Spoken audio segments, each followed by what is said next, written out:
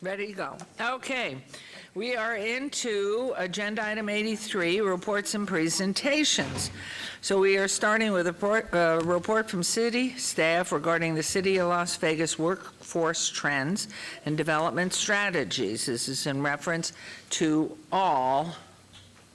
everyone in the world. So, okay, who's boss here? Only one.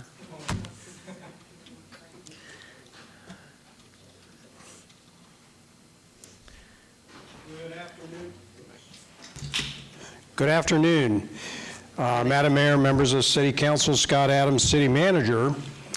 I'm waiting for our presentation to load up here. Hopefully, Okay. I won't be doing shadow puppets here in a minute. Okay.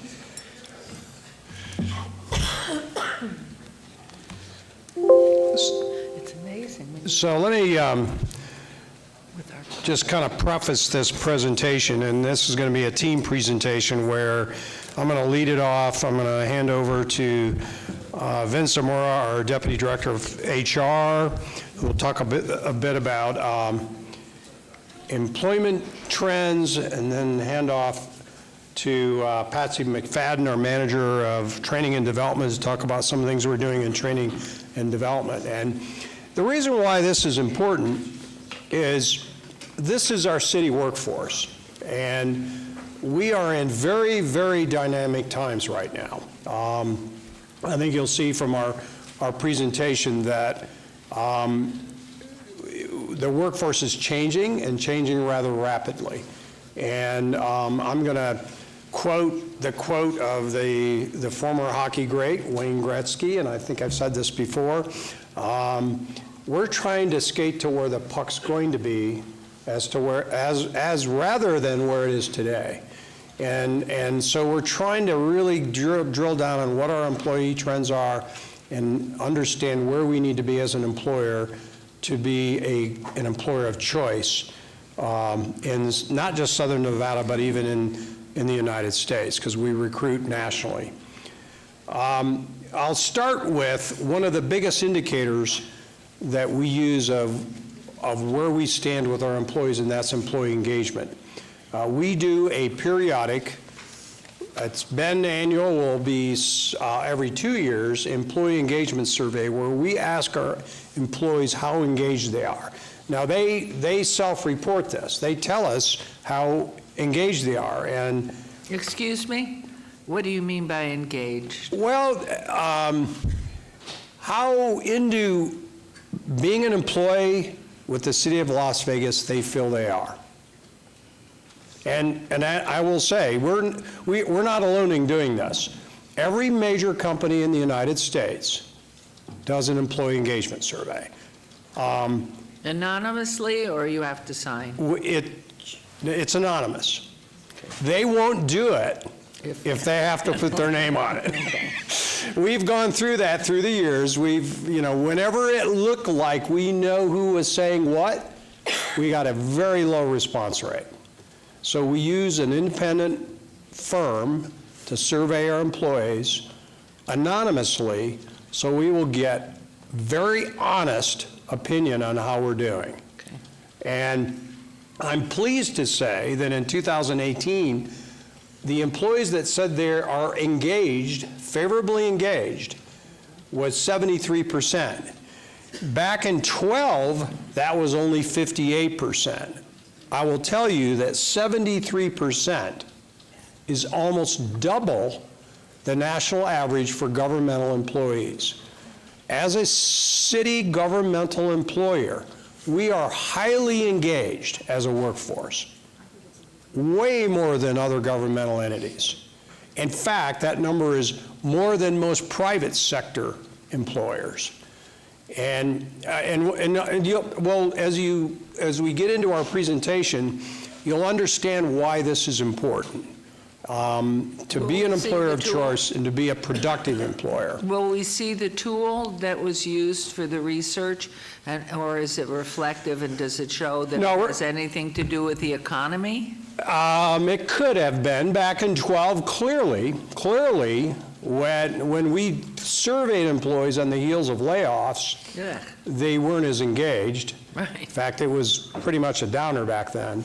But as the economy's ramped up, things are getting better, they feel better, and are more engaged. But nevertheless, putting all that aside, everybody was going through that. We're still almost fully double the national average. Wow. So that's very important. There's a lot of different ways we get there, but I think one of the strong commitments we have made is to the concept of organizational health.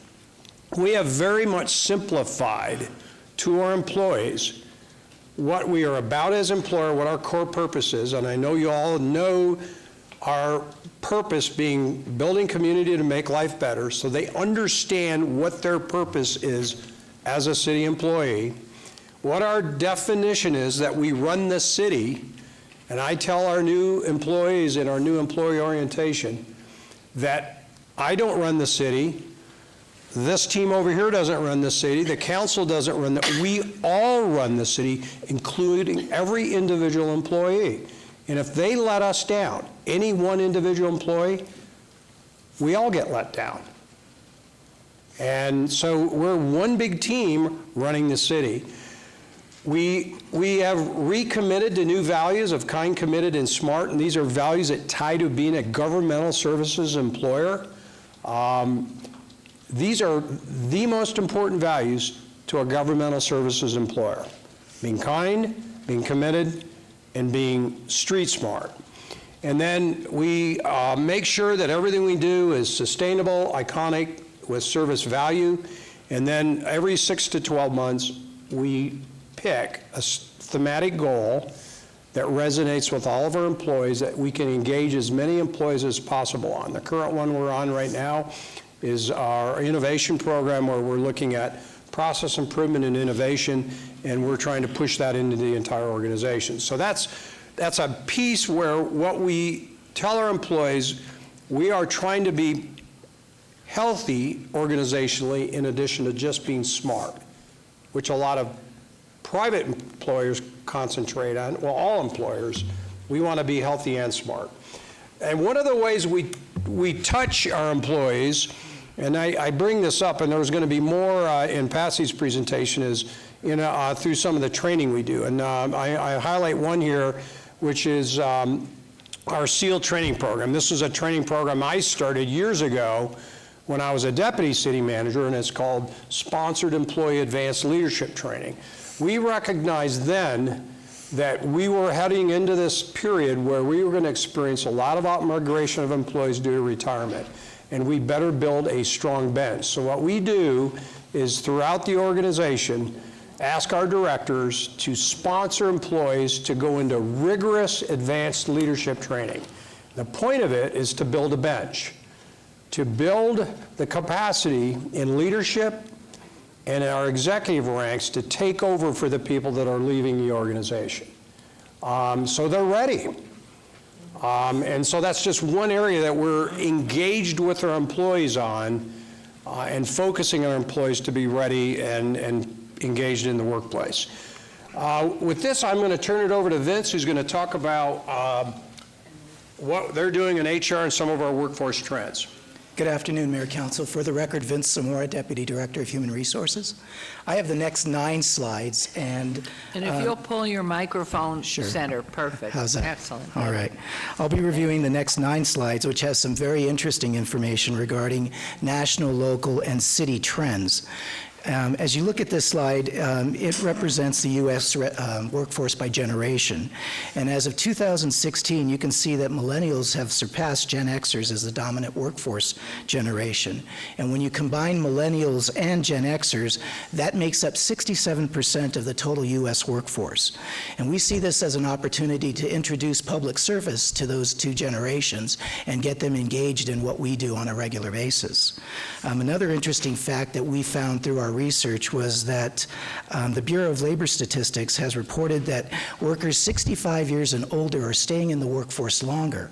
We think some of that is due to the result of the recession and them trying to make up on some of their lost investments, but for the most part, it provides us with an opportunity to gain on some institutional knowledge and assist our existing employees with succession planning. As we go to the next slide, we're taking a look at national age group distribution to Southern Nevada age group distribution. And on average, we have a slightly younger workforce than the rest of the nation. Our median age is 36. Excuse me, Vince, Yes, what's the year? This was from a workforce of at the end of 2017? Yes, ma'am. Okay. So this shows that we have a slightly younger median workforce than the national average, 36.4 to 37.6. So overall, we're not too different from the rest of the nation. So this slide provides a look at our city workforce. And you can see on this sheet that our employee count is at 2,660. Our average employee age is 44. That hasn't changed in about 10 years. We did a look back and we've been hovering around that age. Our average length of service is 11 years, and that hasn't changed dramatically in the last 10 years as well. And one of the key points that I think this sheet brings out is that we have a very solid balance of hires between external hires and internal hires for promotional opportunities. And we see this as an opportunity for new ideas and new concepts coming into the city, and for us to try those out with those individuals that are coming from the outside. This next slide represents the age group information that we have, and the left slide is our current workforce by age group.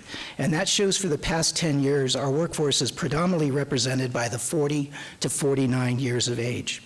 The graph on the right shows that compared to 10 years ago, we were hiring approximately 15% more employees under 30. So we are seeing where we are hiring more individuals that are in those predominant generational age groups. This next slide represents our strategy for securing a high-functioning workforce. It's based on attracting, recruiting, developing, and retaining that workforce. So under the attracting the talent, I think we're all aware that in Southern Nevada, we don't have a very big problem with having the talent pools available to us, and that our job opportunities are abundant based on lower cost of living, attainable housing, shorter commute time, and competitive wages. Our community is highly competitive when it comes to affordability. This next slide shows us what the recruitment strategies are, and those that we're looking, these 4 bullets that we have delineated here talk about tech advances, social media, career purpose, and personal and professional growth. New tech and social media has ignited our recruitment efforts. Moving to an online application process, we've doubled our applications that we receive on average in the course of a year from about 7,000 to approximately 14,500 per year. Our text and email job alerts have increased from 1,700 to 3,700 during the course of a year. And partnering with Dave's award-winning and talented communication teams, we're able to reach out to over 90,000 members via Nextdoor, Twitter, and Facebook.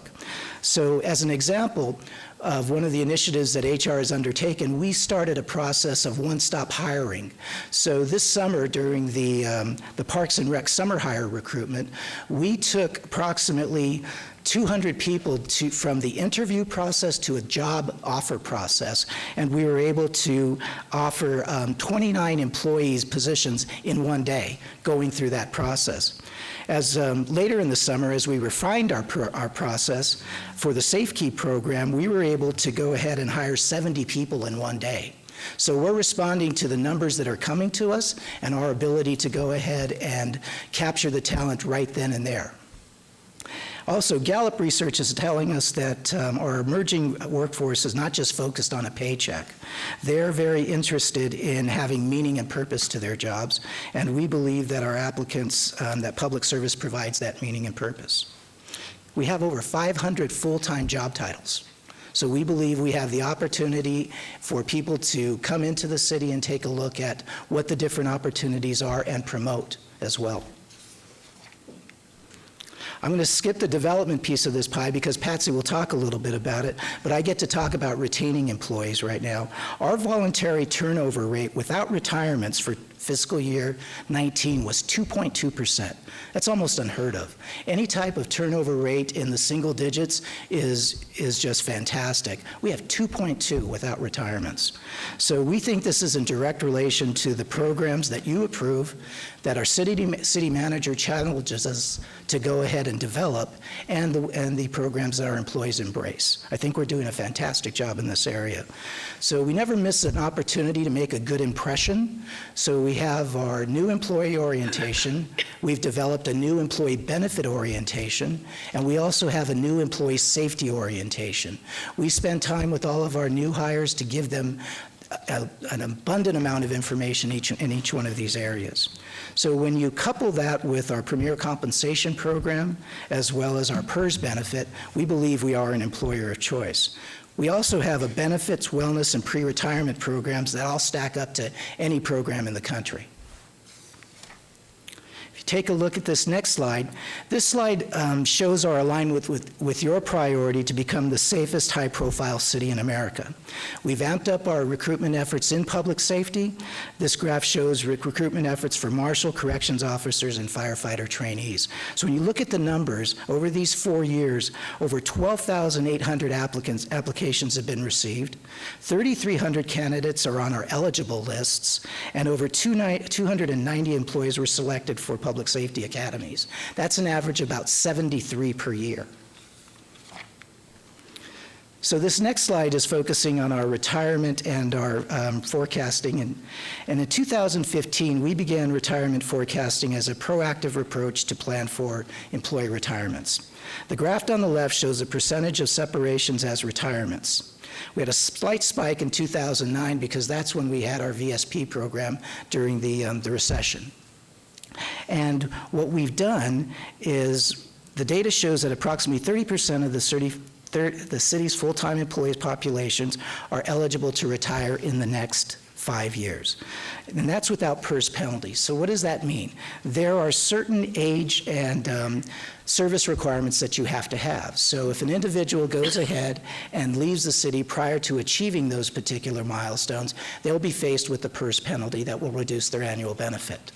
So what we've done in order to prepare for this is during our annual staffing plan process, the HR staff meets with all of the departments, and we provide them with a listing of all of their employees that are eligible to retire within that time frame.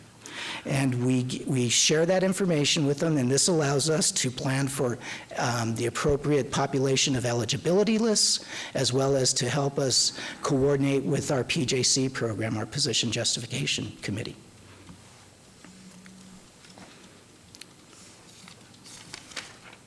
So that includes my part of the presentation, and I'll turn it over to Patsy. Thank you.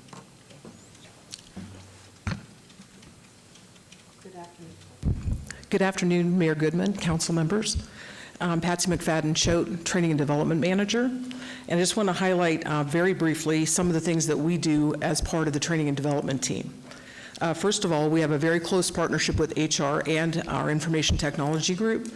As part of the new employee onboarding, we provide organizational health and the initial IT training, making sure everybody has their logins, that they understand what different programs we have, as well as we talk about information security, what kind of things to click on and what kind of things not to click on, and those types of new employee information.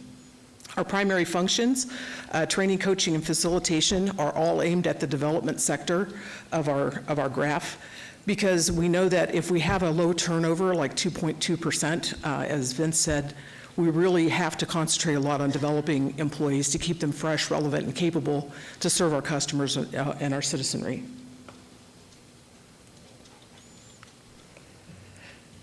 This highlights some of our current programs. The way we get our current programs, city managers, department directors, and different teams around the city will let us know what their current needs are, and then we go to develop programs. The two that I want to highlight today are our supervisor school. That came out of an employee training and development plan that was done by all departments. We started that this year, and we have almost 100 supervisors that have completed the training or are near to completion next month.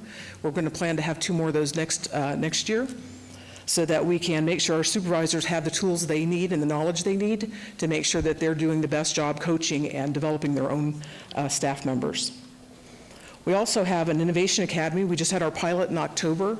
As Scott mentioned, we have an innovation thematic goal right now, and we're trying to bring as many people in as possible from all levels of the workforce to get trained in how to use tools to improve processes with a special emphasis on customer experience. We want to make sure that our customers get the best experience, that there's not long wait times. And so far, we've put, I think, about 50 people through the program, and we have another class in December, and we have a schedule of classes all the way through December of next year to try to up the numbers of people who are trained in that. The only other thing I'd like to mention is custom learning. One of the nice things about having training and development staff, we have 3 full-time and 1 part-time staff member. Luckily, we also have about 50 adjunct faculty, many of whom are sitting right here, that help with the programs. We are able to answer needs that come up as workforce needs change, new skills are needed. We can just ramp up and come in and do a training pretty quickly because our training staff is pretty experienced. My last slide has to do with the 2030 projection. What we've found through our research is that by 2030, some things are going to still be the same as they are now, with a special emphasis on ability to learn continuously. We've heard of lifelong learners, we've heard of rapid learning, but the faster things change, the more it's incumbent on us to be adaptable and help our workforce be adaptable. We're going to have the ability to learn and leverage technology innovations. It's one thing to learn the technology, but then to be able to think in new ways about how to use those to provide better customer service to our internal and external customers. Also, social and emotional skills and critical thinking are going to continue to be very important. The more artificial intelligence we use, like people doing things in an online manner, the more important it is that our employees who do interact with the public are very skilled in the things to do with emotional intelligence. We have 2 upcoming programs, project management professionals training. Again, this was a desire to standardize how we do project management in the city. So that'll be coming up in the early 2020. And we'll be continuing to do Microsoft Office 365 and related applications like Teams that are also proving to be very helpful in reducing the number of emails, making sure that we're not spending time looking for something we thought we sent. They're all in one place. And we'd invite any of your team members who haven't had a chance to have that training to attend to see if it's something that would be helpful. And with that, I'll turn it back over to Scott. So our focus, and this is the summary, is our HR and organizational development programs really are about competitive wages and benefits. We want to be competitive. In this day and age, with the incredible retirement exodus that's going on, it's not just in the city of Las Vegas. It's all over the United States. It's in the public and private sectors. We want to be competitive. We want to have our employees' well-being a high priority. We want to have engaged employees, and we want to create a positive culture of organizational health. Now, if we do all this, we end up having happy, engaged, productive employees. We build our bench strength. We have low voluntary turnover. As Vince said, we are at 2.2%, almost unheard of numbers. And we have incredible efficiencies and cost reductions. At the end of the day, it is about business. It is a good business practice. Anecdotally, we are running substantially below employment levels in our non-public safety functions, the levels we were at pre-recession. Yet the amount of work we're doing as a city since the recession, due to the growth we've experienced as we've ramped out over the last 10 years, has increased dramatically. We are a much, much more productive workforce. And I would attribute that increase in productivity to all the things that we've talked about, of creating a positive culture, a productive culture. And I just have to underscore, this is good business and good management practice. So that is a summary. We just wanted to give you a sense of where our workforce stands, what we're doing to engage our workforce, and kind of where we think employee trends are heading. So with that, we'd be glad to answer any questions. Questions, comments? I, for one, would love to see the tool that went out to the employees. Yep. In fact, I would recommend it that every council member have a copy. Absolutely. Just to see, because I think there's a great deal of involvement in life and in all aspects of our community and other ones before, that for the next tool, whoever is engaged might add some of what we see into the question of your life satisfaction at the city of Las Vegas. Sure, we do it very consistently from survey to survey so that we can accurately see trending. We ask pretty much the same questions in pretty much the same way so that we can see where we're trending, either up or down. Yeah. And we do it by function. We don't, and again, we don't divulge any individual data. Right. Because we make sure that our employees know that is absolutely, that we're not divulging any individual's information. We report it at the aggregate level, by department and citywide. So we'd be more than glad to provide that information. Well, and two, I think the interesting thing is what you said, because if you start changing the tool and what you're doing, you can't compare data of one that's different from the Right. same research that's been done on the previous one. So it's just interesting, and I think we'd all enjoy seeing it. Sure. Then you can ask us how we feel. Yep. Great, thank you. Thank you all, appreciate it. This is a report only, so no vote is necessary on it. And we will move now on to agenda item 84. This is a report from Scott DeAdams, City Manager, on emerging issues, and this is in reference to all wards. Scott Adams, City Manager. I just had a few items that I wanted to highlight in my emerging issues report. The first is you recently appointed me to the AB 73 Committee on Homelessness. Right. I attended my first meeting last week. It was interesting. I intend to represent our city well in that process, to ask a lot of questions and really play a leadership role in that process. There are a couple things that came out, though. That first, there was a pretty healthy discussion about the HMIS system, which is the Homeless Management Information System, which is the federally required system to track engagement with homeless individuals as they seek services throughout the region.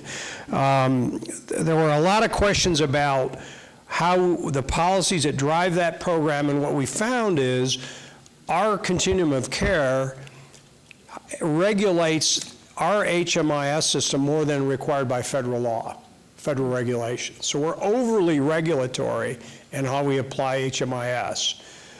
In fact, we learned that there's very limited public safety access to the system. So we're scheduling for a future meeting a more in-depth presentation and discussion on that system, because it is the basis of information about how our homeless community engages with all the services and housing and things that are important to them and important to our ending homelessness in Southern Nevada. The second thing, and I brought this up, and I'm going to continue to push it through the committee, is in the research I've done going into the committee, I'm not able to find any quantifiable numbers or goals that identify what the gaps are in demand for homeless housing. Everywhere from shelter beds all the way through permanent supportive housing, and everything in between, bridge housing, transitional housing, all the different kinds of housing that are needed to support homelessness. We do not have that quantified through point-in-time counts, estimates, or any other way. In fact, a question was asked of staff of the continuum of care, and they said they're working on it. So that suggests that they don't exist right now. And that's something I believe we need to pull out of that process so that when we're done, we can say over the next 3 years, over the next 5 years, here's what the demand is for all the kinds of housing. If housing first is truly where we need to go with homelessness, we ought to be able to know what those gaps are set annual goals for it, as a region come together and try to accomplish those annual goals. But right now, they don't exist. So that, I'm going to try to push for that coming out of that process, because I feel like we're all building housing and we're not trying to reach a goal. We don't know what the goal is, and I think we need a goal. So it's been a good process, and I'll continue to represent the city well. I want to report something else on a higher note. We have been working with our downtown stakeholders, as expressed through the Downtown Alliance, on a new branding campaign for downtown. As you know, as you drive around, you see a lot of cranes, you see a lot of cones. We're in the middle of a $1 billion plus boom, and there's probably another 2 to 3 more that are going to be $1 billion worth of development coming. And so there's a sense that we need to do a better job promoting downtown, and I will tell you that at the next mixer of the Downtown Alliance, they will be teasing us with this branding campaign. So for any of you that are going to the mixer, stay tuned. I think you're going to see a teaser of what's yet to come in terms of downtown branding. And then finally, I just want to remind you and the public that we've set aside February 26th from 8 to 2 as the date for you to conduct your workshop to set new priorities. We're working on the logistic details of that workshop, facilitator, where it's going to be, and how we're going to make that happen. But this is following on your request of staff. If you remember, I presented our progress in achieving the last set of 6 priorities of council, and you directed staff to set up a process to develop new priorities. We set aside February 26th as a date to have a workshop for that very purpose. So. And have you notified the council staff offices, so it should be on calendar? It should be on your calendars, and that's why I'm bringing it up. We did attempt to get it on everybody's calendars. Hopefully it's still on your calendars, and I just wanted to bring that up because that's going to be an important date. And with that, that is the end of my emerging issues report. Thank you. Any question for Mr. Adams? Okay, thank you very much. And we'll go on to agenda item 85, report by Mr. Jonas R. Peterson, President and CEO of Las Vegas Global Alliance, LVGEA, regarding business development services being provided to existing businesses located in and new businesses relocating to the city of Las Vegas. This is in reference to all wards. Hello, hello. Good afternoon, Mayor Goodman, members of City Council, Bill Arntz, Director, Economic and Urban Development. It's been said often, including from colleagues for our partner organization, Las Vegas Global Economic Alliance, that economic development is a team sport. And so with that, I'm proud to introduce my colleague and partner, Jonas Peterson of the Las Vegas Global Economic Alliance, who's going to give you an overview of some of the things that his organization has been doing to support economic development in the region and also in the city of Las Vegas. Jonas? Thank you. Welcome. All right. Thank you, Bill. Good afternoon, Mayor, members of the Council, City Manager Adams. Again, Jonas Peterson, CEO of the Las Vegas Global Economic Alliance. Pleasure to be with you to share a brief progress report this afternoon. I'll dive straight into it. First, want to show you our metrics for 2019. What you're looking at is our target goals there in the middle, and then our year-to-date progress. Let me draw your attention to just a couple. Our target for assisted job creation for the year is 3,200 jobs. We are ahead of that currently with 3,700 jobs assisted here in Southern Nevada. So we're having another big year for job creation. The average wages, if you go about 2/3 of the way down, you'll see a row for average wages. Our target here was $22 per hour. We've been slowly raising this target year after year. I'm pleased to report that assisted companies across the region are reporting a average wage of over $27 per hour. Lots more metrics on there for you to review at your leisure. but let me move fairly quickly here through our slide deck. A few examples of projects we've worked on with the team at City of Las Vegas, more on the way, but you've got generally a lot of technology firms. Renhead, a startup technology firm projected to create 50 jobs. Argus is an artificial intelligence firm. They manage security cameras located in City of Las Vegas. Unified Compliance, creating more jobs. Also in Las Vegas, they help out companies with managing their business and regulatory compliance issues. I want to say a special thank you for the partnership. So part of the reason why we're here is to share an update on the work that we do together. In my opinion, the partnership is working. Thank you to Bill and the team in particular, but Councilman Knutson, City Manager Adams for serving on our board as well. We do a lot of things together. City was with us on lead generation trips this past year to Chicago, LA, and London. Monthly, we download both teams on active companies that are looking at growing or relocating to the city. So our teams are working together on that consistently. Strategy, lots underway here, including a new comprehensive economic development strategy. I'll tell you more about that in a little bit. We participate in growing existing firms, reaching out to companies within the city, providing them with access to resources, and getting the word out to the local audience through a variety of events. You can see some pictures of our partnership. Going forward, some key initiatives that are underway that I want to make sure you know about.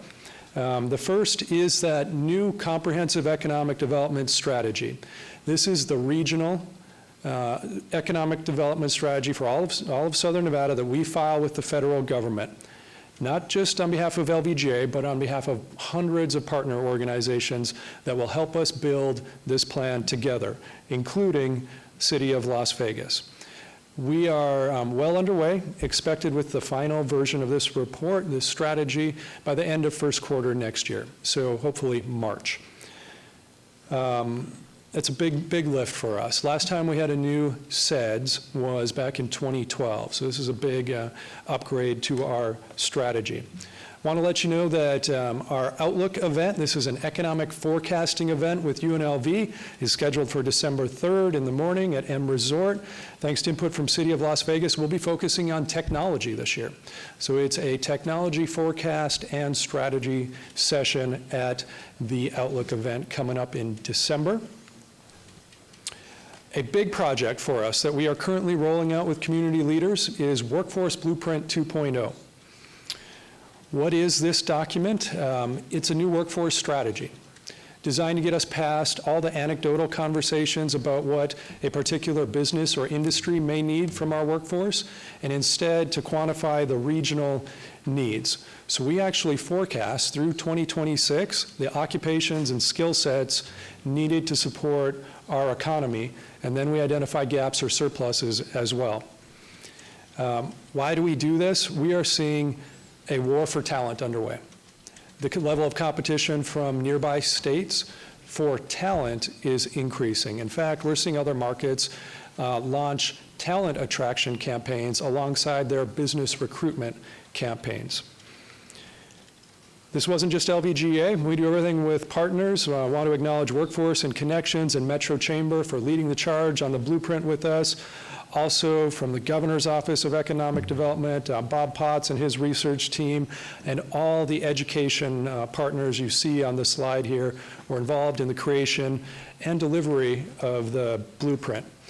If I jump straight to a top 10 list, there's way more than this included in the blueprint, but here's our list of the top 10 in-demand occupations that we believe will support our economy going forward. You can see software developers was not on the list 2 years ago, now is at the top of our list because of their importance to our target industries going forward. General and operations managers, no surprise that nurses continue to be in the top 10 list. You can see civil engineers, financial managers, aircraft techs, respiratory therapists, and electrical and engineering techs round out the top 10 occupations in demand. We take it a step further. On this slide, you can see the gaps or surpluses.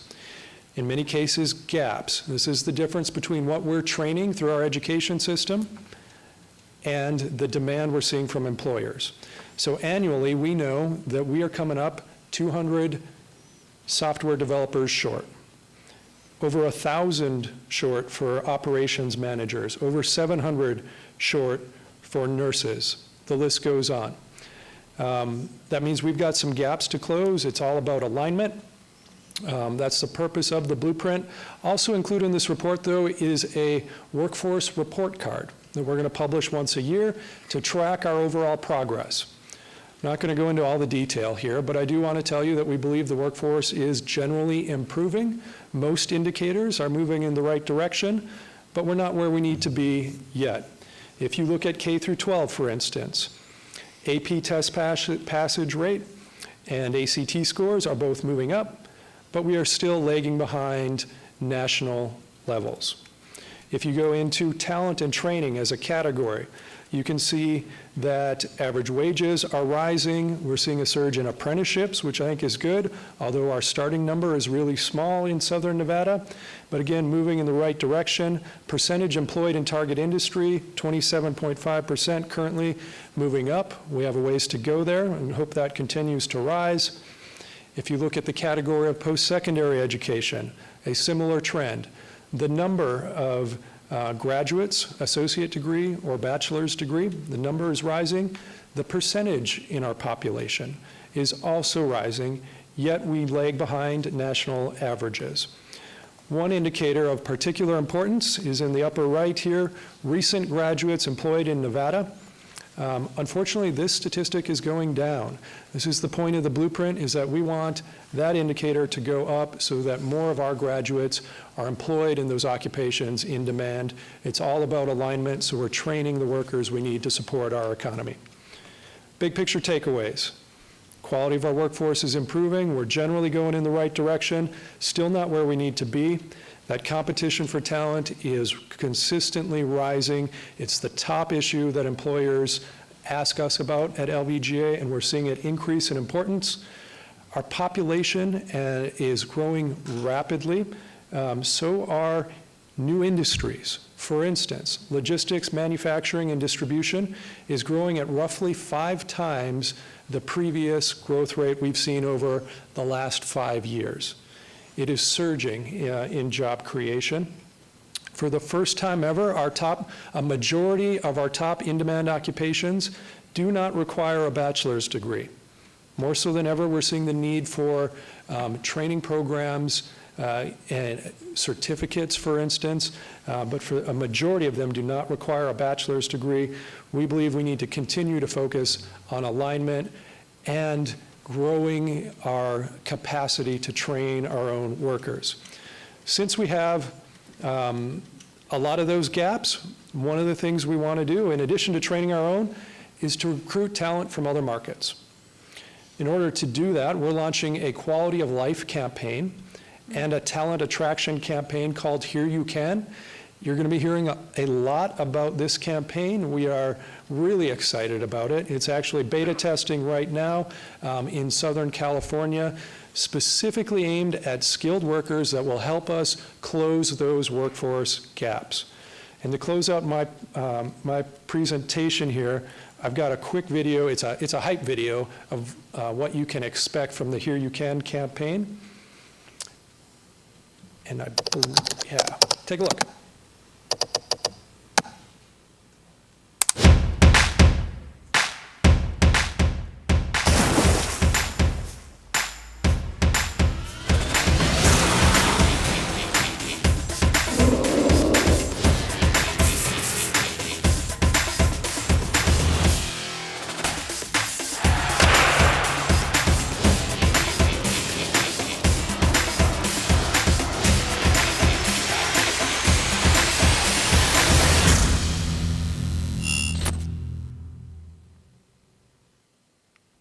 Excellent.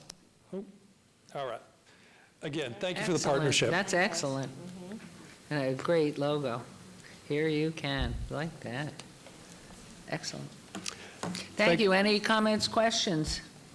Wow, I mean, it just, from the day LVGEA grew out of the old NDA, it's really made some wonderful strides and exciting, and we know that 70 to 80% of the population lives down here, and the money comes from down here, so hopefully LVGEA will begin to get some of that into the whole state look at what business is doing, that there has to be some better equity on all of it. But you're doing a great job. So comments, questions? Yes, Councilman Knudsen. Mayor, thank you, and Mr. Peterson, thanks so much. I appreciate the opportunity to be on the LVGEA board, and I wanted to highlight my experience in the last meeting because we had a great presentation from Mr. Aguero about the opportunity around sports medicine in particular. And as I think about the medical district and my role in helping to create and support the growth of the medical district, I come back to the mayor's comments from a couple of years ago around the reimbursement rates for healthcare professionals. And that's where I see an opportunity with the LVGEA, and my role in particular is defining the environment and then creating the environment where the healthcare sector can grow to meet the demands of our growing population. So that's the area that I'm most excited to work on and bridge the gap between the City of Las Vegas and the LVGEA. So I appreciate that opportunity. Thank you. Thank you. And thank you for coming before us. Happy Thanksgiving, happy holidays to you. We appreciate it. And thank you, Mr. Warren. We wish you the same, but it's exciting. And hopefully, too, you'll continue the message to have our legislature meet annually and not every other year, because it's really holding us back, especially in the area of economic development. Thank you. Thank you, Mayor. Thanks. Thank you. Thank you. Okay, on to 86, set date on any appeals filed or required public hearings.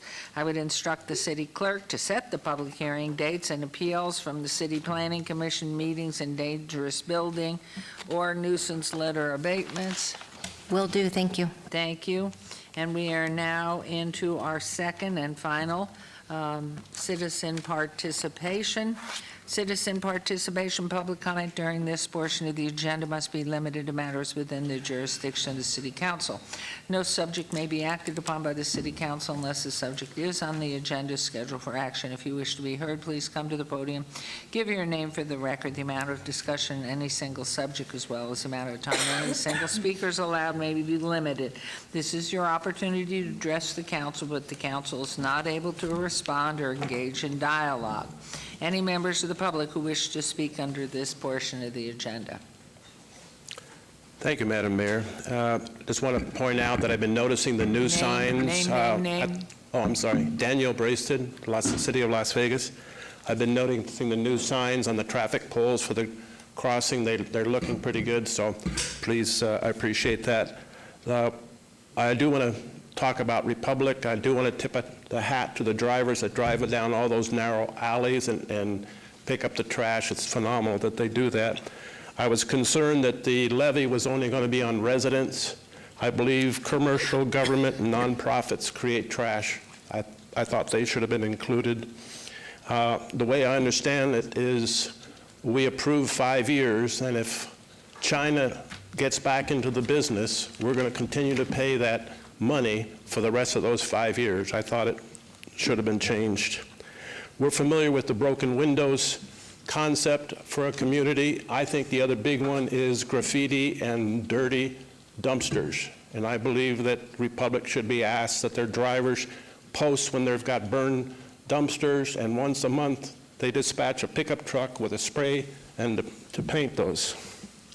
I like the idea of having meetings in this chamber. We have, according to the Google, we have 7 billionaires in Las Vegas, and I'd like to hear one of them speak once a month, starting with Mr. Steve Wynn, and I encourage that we ask him to speak more frequently, that people understand where the city came from. I stopped by a post office twice, and I've seen the same homeless person there, so what I'm going to ask the congressman is to come up with a policy where we post something in public buildings saying you can't sleep here, and if you do see somebody sleeping here, who do we call? Do we call 911, 411, 211? Who do we call? So I'll be passing that on to the congressman. Thank you. Thank you. Next, please, Lisa Marie. What's Anthony? Oh, okay, then we have Anthony Casabianca. Yes, hi, Madam Mayor, Council. Hey, I finally got a place with my cousin. So, hey, and I got you and Oscar Christmas gifts. So, Oh, my, thank yeah. you. Thank you. They're ties for Oscar, and there's a necklace I just made up right now, just before I left my Okay, house. Thank you very Yeah, much. those are, yeah, and yeah. So everything's, I guess, going good. Let's hope it lasts. I got it with my cousin, so hopefully it'll be good. The landlord seems to be okay, but that's what's about the last one, but hopefully it'll go all right. And thank you again, and Thank you. happy holidays, and happy Happy Hanukkah and Thanksgiving. everything, and just Thank you. things in there Thank for you Oscar very and much. stuff. Very kind of you. If anything's wrong with the necklace, just I'll call again and get my phone number, and I'll fix it. Okay, thank Okay? you so much. All Very right. kind, Okay, thank you. Everybody have a nice holiday. Okay.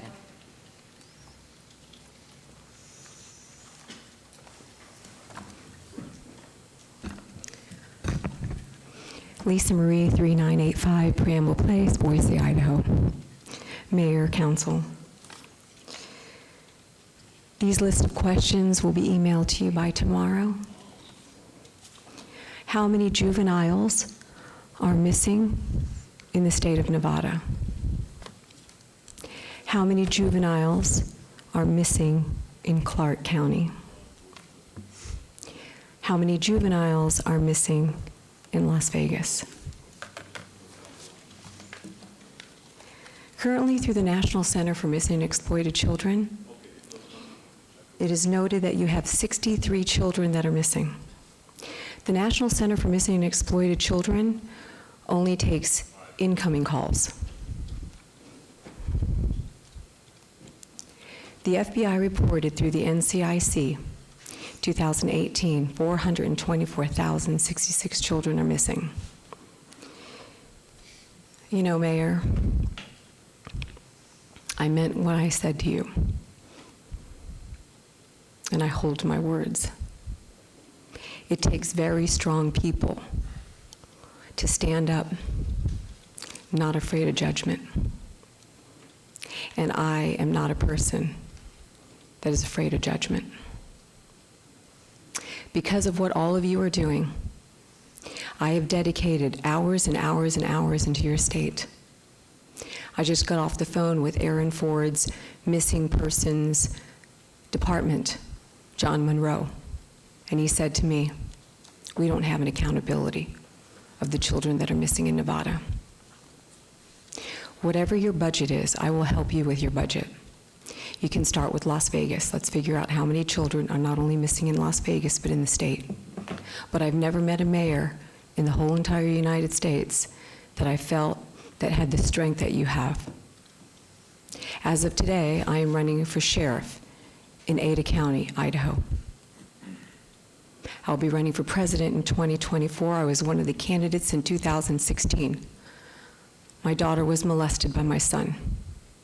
My son is currently a sheriff. My son is not okay. So what drove the Amber Alert?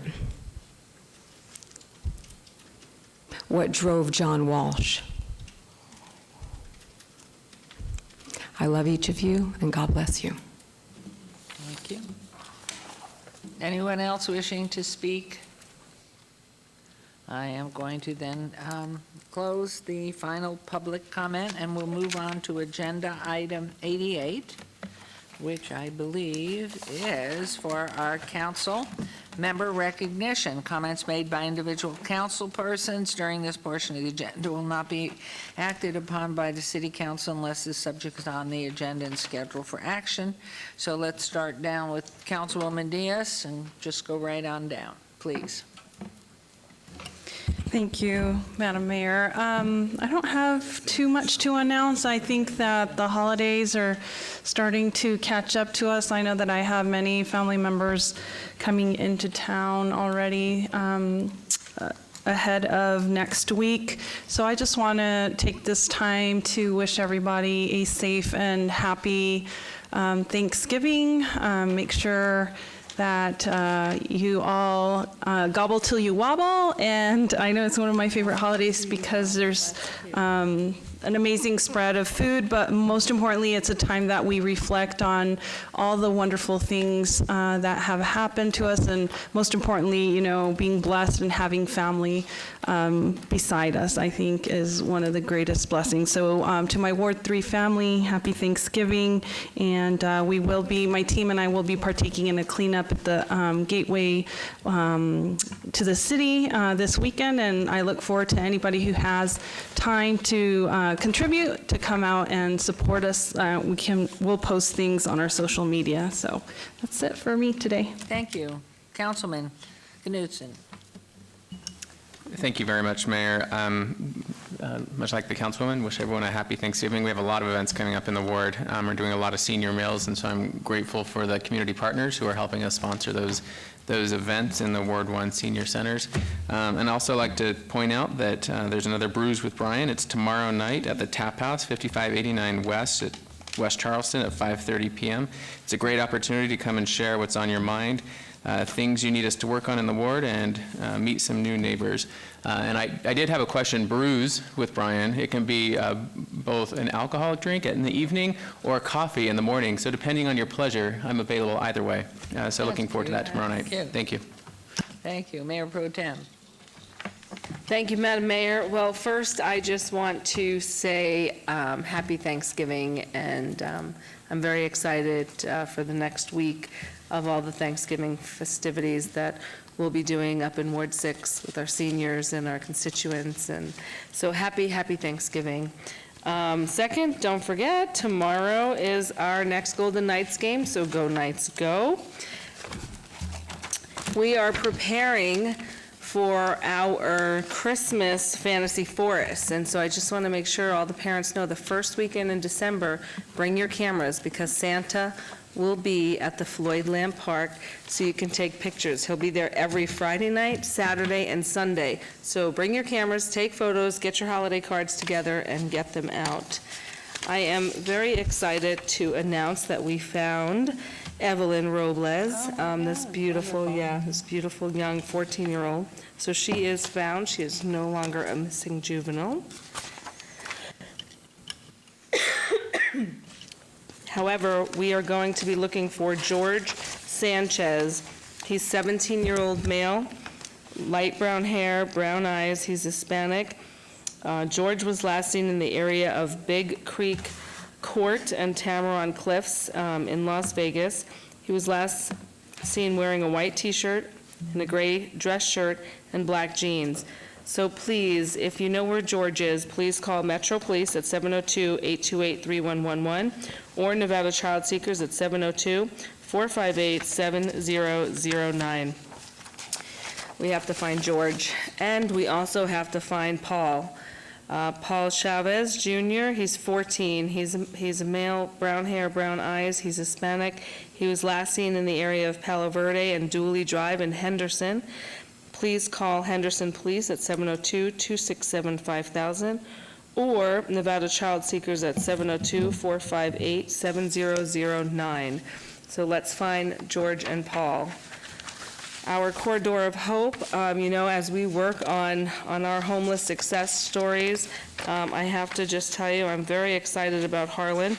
He's a single father who recently just regained custody of his 4 children. He started as a volunteer at the courtyard in 2017 and was hired as operation worker in 2018. Through his employment, he was able to secure and maintain a stable living environment, which allowed the courts to return his children into his custody. And one more big, exciting event that had happened this past weekend is Mr. and Mrs. Willis. So congratulations to Savannah and Kyle Willis on their wedding. Beautiful. Beautiful. A very happy mom and mother-in-law right there on my right and your left. And so we go down to our Councilwoman Seaman, who's a world traveler but returned to us safely. Thank you. Thank you, Madam Mayor. So I'm looking forward to this Saturday where everyone can join me between 9 and 10 at Charlie's Lakeside so we can break bread together. It's open to the public, and I hope that folks out there will come and join us. It's our breakfast buzz and Ward 2 Biz, and that's what we're going to do. We're going to eat and talk about business in Ward 2. Then I'd like to welcome everyone. Our Small Business Sundays has become a great success where we are going out to businesses in Ward 2 and talking about your business. So please contact us at the number 702-229-2420 if you would like us to come out and film your business. Now I'm going to encourage the fine constituents of Las Vegas to open their home and look at maybe adopting some of our animals over at the Animal Foundation. I don't know if I can do this every week. I might be taking a lot of dogs home. So first we have Jake, and he's a neutered male, 1-year-old, and he is just adorable.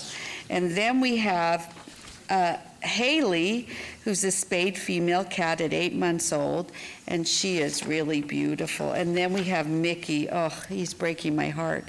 7 years old, 9.5 pounds, and he is up for adoption. And then last but not least, we have Cronut, neutered male, 4 years old, and he is really beautiful. So please, if you would like to adopt any of these gorgeous animals, contact the adoption department with the number up here on the screen, 702-955-5901, or you can email them at adoptions@animalfoundation.com. Thank you, Madam Mayor, and I hope you all have a wonderful Thanksgiving. Thank you very much, Councilwoman Seaman. Just want to thank everybody who came out for the Veterans Parade or who's working with our veterans over this past holiday. It just really was a beautiful turnout of gratitude and appreciation for their sacrifice and dedication to our country. And the holiday season, as we know, next week is Thanksgiving, which everyone up here has mentioned, and we have a lot of exciting events that are going on in the community. The Christmas tree lighting ceremony at Opportunity Village will be on Friday, November 29th at 5:30 p.m.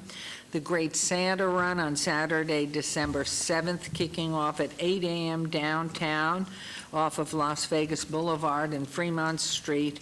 And just know that everyone should have a safe and happy holiday season. We want to thank everyone that's worked so hard on these council meetings. Our technology behind the one-way screen over there. No, I can see over there. Look at that. You're almost invisible, but the rest of the team over there, and thank you too to obviously our marshals, our city clerk, and all our staff, and of course my colleagues. Our next meeting will be December 4th at Wednesday, December 4th, right here at 9 a.m. So again, happy holidays, be safe. Thank you for giving to others who are less fortunate or food deprived. Three Squares doing a big drive right now. It really could make a difference. So thank you all, and be safe and be happy. And thank you, PIO, always. Thank you.